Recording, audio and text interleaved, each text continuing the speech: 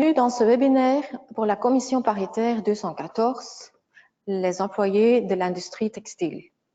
Je suis Nicole Meersman et j'aurai le plaisir de vous présenter les sujets autour desquels les partenaires sociaux se sont mis d'accord dans l'accord sectoriel sur 2019-2020.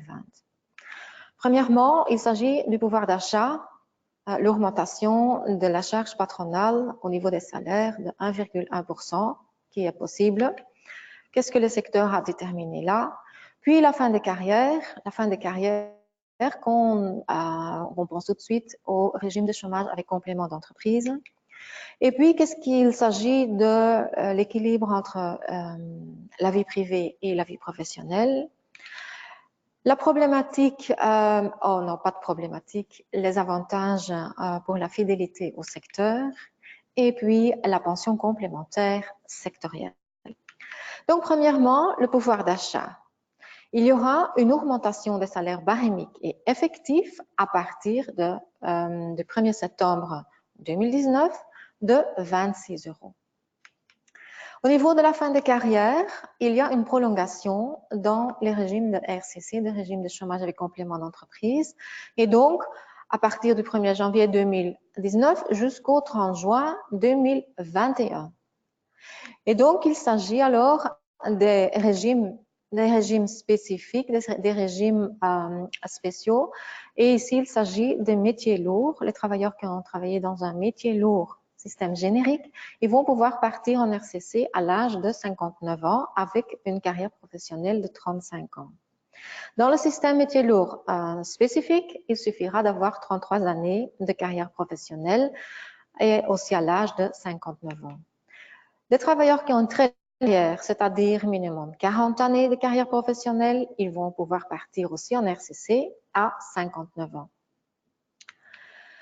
Au niveau de l'équilibre vie privée et vie professionnelle, il y a aussi une prolongation des accords sectoriels en ce qui concerne l'emploi fin de carrière. Normalement, l'emploi fin de carrière ne donne qu'un droit aux allocations de l'ONEM à partir de l'âge de 60 ans. Mais si on prend ça aussi dans le cadre d'un métier lourd, longue carrière, alors on peut prendre déjà un emploi fin de carrière à 1/5 à l'âge de 55 ans. Donc, on aura, en travaillant 4/5, l'allocation de chômage, l'allocation pour le créditant à partir de 55 ans. Si on veut prendre son emploi fin de carrière à mi-temps, alors on va devoir attendre l'âge de 57 ans avant d'avoir les allocations de l'ONEM. Alors, au niveau de fidélité au secteur, on avait un premier jour d'ancienneté du secteur à partir de 20 ans d'ancienneté. Alors, ça changera. Ça sera déjà à partir de 18 ans de carrière d'ancienneté dans le secteur que le travailleur aura droit à son jour d'ancienneté. Et ce, à partir déjà du 1er janvier 2019. Alors aussi, la pension complémentaire sectorielle. Donc, à partir du 1er janvier 2021, il y aura la pension complémentaire sectorielle.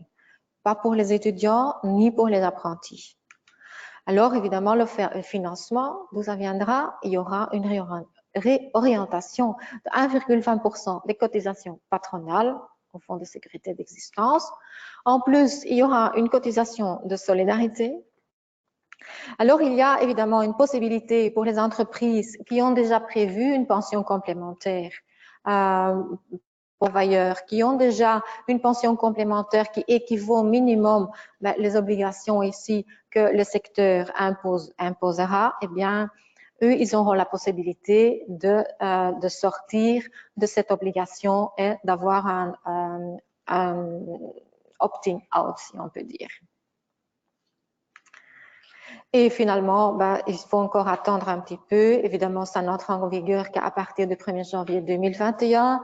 Il y aura encore le temps pour développer les modalités pour ces possibilités à se mettre hors du champ d'application ou pour l'opting out. Voilà, jusque-là, les nouvelles les plus importantes au niveau de votre secteur.